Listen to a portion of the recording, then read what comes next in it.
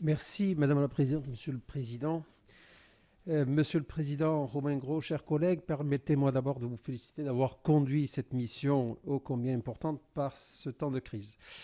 Merci également à nos administrateurs qui nous ont accompagnés sur cette mission et merci à nos deux rapporteurs. Et je remercie particulièrement toutes les personnalités qui, en dehors de nos auditions en comité, j'ai auditionné à titre personnel et qui m'ont permis d'enrichir ce débat. Alors je me permets quand même de les citer. Rapidement, Maître Avazeri, administrateur à Marseille, Laurent Benoudis, qui est président de l'Ordre des experts comptables de Paris et Île-de-France, Vincent Régnier, président de la CRCC de Paris, le président du tribunal d'Aix-en-Provence, représenté par Charles-Alain Castoula, le président du tribunal de commerce de Marseille, Colette Weisman, qui est présidente de l'Ordre des experts comptables de Marseille-PACA, William Naoum, président du CIP national. Ce sont avant tout des praticiens de l'entreprise qui connaissent les problématiques des entreprises en difficulté. Alors ces nombreuses auditions, conduites sous votre autorité, Monsieur le Président, nous conduisent aujourd'hui à un document de synthèse qui nous sera utile pour continuer notre mission d'une manière différente pour que ce travail soit utile. Oui, l'utilité du rapport doit nous préoccuper avant toute chose. Nous devons explorer toutes les pistes avec les experts de crise qui agissent tous les jours en faveur des entreprises en difficulté et notamment pour trouver des solutions pour sauver avant tout l'emploi. Je veux souligner que nous étions dans le vrai car certaines mesures qui sont proposées dans le rapport sont d'ores et déjà mises en œuvre et c'est le cas des mesures 1, 4, 5 et 6.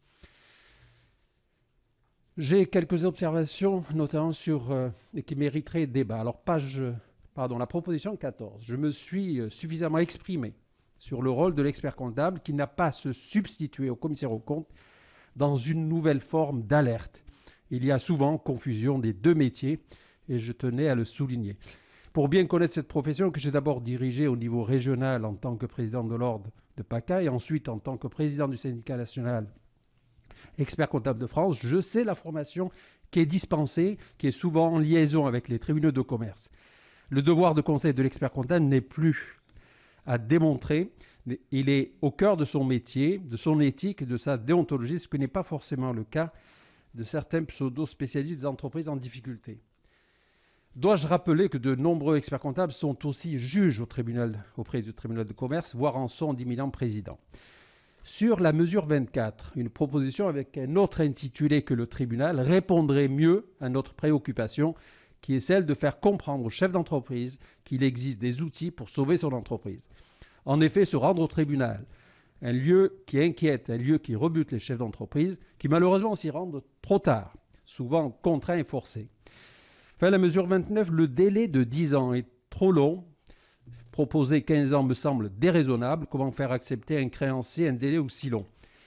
Quant à la mesure 30, il risque d'alourdir la procédure et de la rendre coûteuse. Voilà, mon cher Président, les observations que je tenais à exprimer, en te remerciant de nous avoir associés à cette belle mission qui doit déboucher sur des propositions concrètes et pragmatiques. Nous devons avoir à l'esprit, bien évidemment, de proposer de nouveaux outils ou d'améliorer tous les outils d'aide à la sortie de crise des entreprises en difficulté. Mais nous devons également protéger toutes les parties prenantes qui souvent sont les victimes collatérales des entreprises qui sont liquidées. Nous devons aussi être sans concession envers les voyous spécialistes des dépôts de bilan et margoulins en tout genre. Je vous remercie.